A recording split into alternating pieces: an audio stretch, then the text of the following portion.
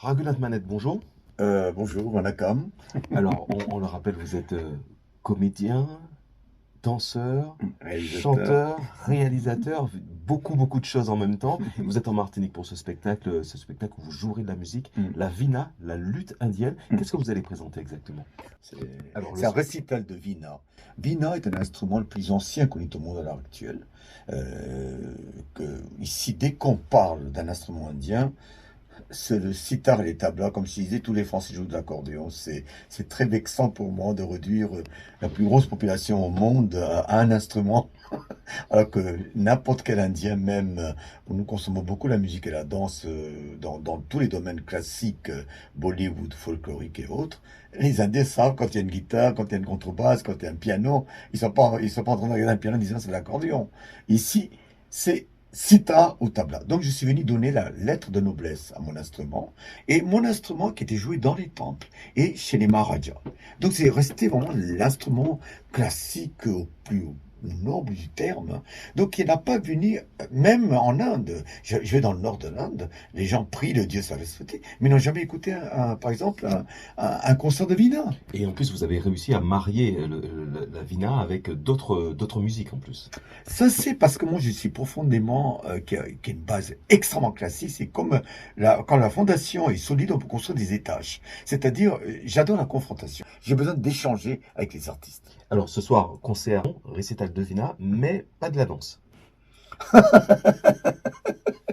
Je ne sais pas, c'est riche sur le gâteau, peut-être à la fin je me mettrai à danser. J'étais en concert à Pointe-à-Pitre. Pareil, tout le monde s'est levé. Une danse. Et si vous voulez, c'est parce qu'en France, on a des cases. Vous êtes musicien, vous n'êtes pas danseur. Mais on n'a pas ça. On n'a pas attendu Michael Jackson.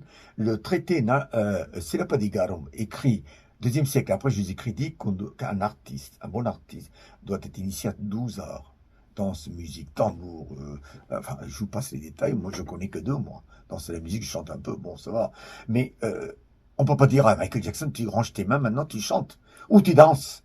Alors qu'il est connu comme danseur en Asie, il est connu comme chanteur ici. Il fait les deux, heureusement. Donc on n'a pas ce problème. Nous avons une très grande danse classique, comme la musique. C'est le plus vieux au monde à l'heure actuelle. D'ailleurs, j'ai contribué pour l'élaboration des rythmes dans l'école dédiée le coup de l'école d'improvisation. Donc, qu'est-ce que je veux dire par là? Que c'est quelque chose de lié, parce que tout d'un coup, bien sûr, je peux me mettre peut-être à danser. En tout cas, l'instrument, je joue en solo, parce que c'est un instrument qui se joue en solo, bien que j'aurai des boucles, etc.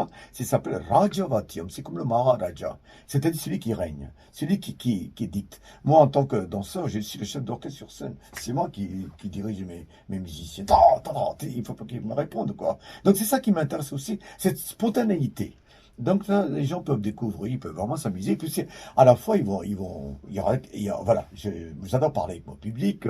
Je pense que c'est un moment intime qu'on échange et donc je les attends avec bonheur. Donc à ce soir, merci au monsieur le maire aussi de Saint-Joseph, mon désir et de m'accueillir. Et vraiment, c'est un plaisir pour moi de vraiment de venir présenter mon instrument.